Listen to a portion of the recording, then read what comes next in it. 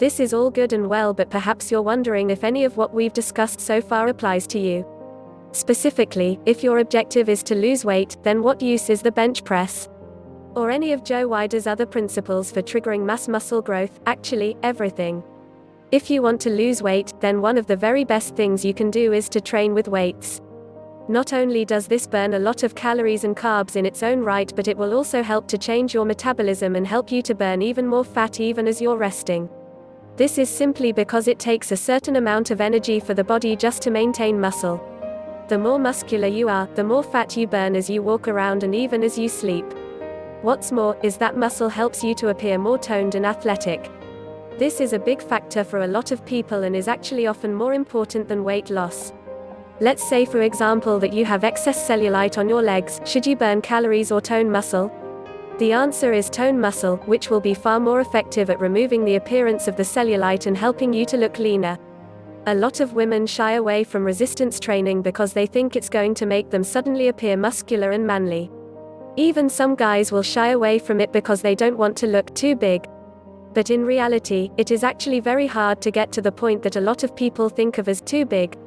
No one accidentally ended up looking like Arnold Schwarzenegger. It takes a lot of hard work to build that much muscle.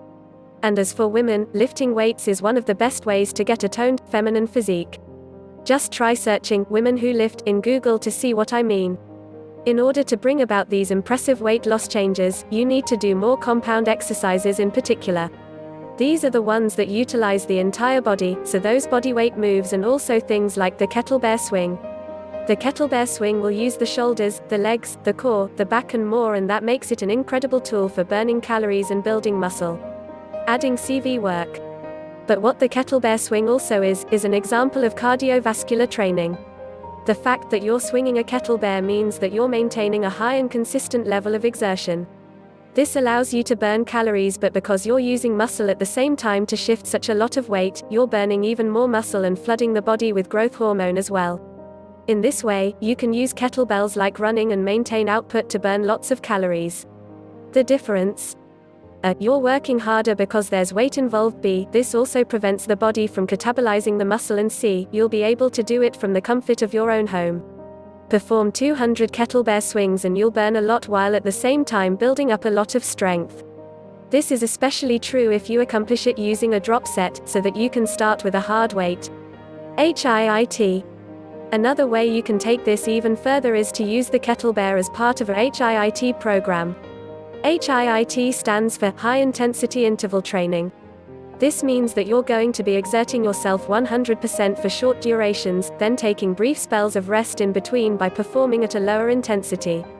So you might swing the kettlebell for 1 minute at full power, then stop to jog lightly on the spot for 2 minutes, then return to swinging the kettlebell. This allows you to burn more calories in a shorter amount of time than regular, steady-state cardiovascular exercise.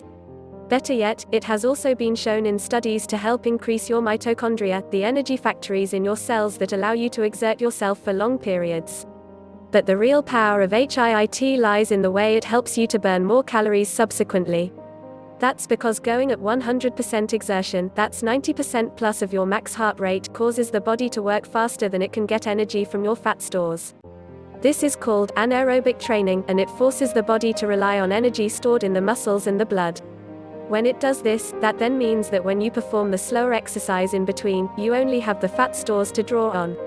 So ironically, this means you end up burning much more fat in the long term. This process then continues even once you've finished training and you begin going about your regular business. Using 10 minutes of HIIT a day, you can nicely cut off any fat you're worried about and increase your calorie burn. This is recommended as part of a finisher, a routine you use to cap off a resistance workout and to increase your overall calorie burn. In defense of steady-state cardio. But that said, you shouldn't write off steady-state cardio just yet, be that performing 200 kettlebell swings, going for a 5-mile run, or just skipping for an hour. When you do this, you will burn a lot of calories due to the sheer amount of time, and this will certainly be more than you'll get from 10 minutes of HIIT. Think of HIIT as being useful when you want to work out in a shorter amount of time. It's more efficient, but you can only keep it up so long. It's also brutal and not for beginners. The other benefit of steady state though is what it does for your general fitness and your energy levels. If you can maintain exertion throughout a steady-state workout, then you will be taxing your heart a lot. This is good because it will allow the left ventricle to enlarge, just as any other muscle responds to training. When that happens, it means that you'll be able to move more blood around the body with each pump. This is very important because it means in turn that you'll be able to more efficiently deliver blood, nutrients and oxygen to the muscles. It also means that when you're not training, your resting heart rate will be lower. This can actually benefit hypertrophy when you're resting, and it will help you to sleep far more efficiently so that you wake up feeling more rested and better able to tackle the day ahead, workout and all.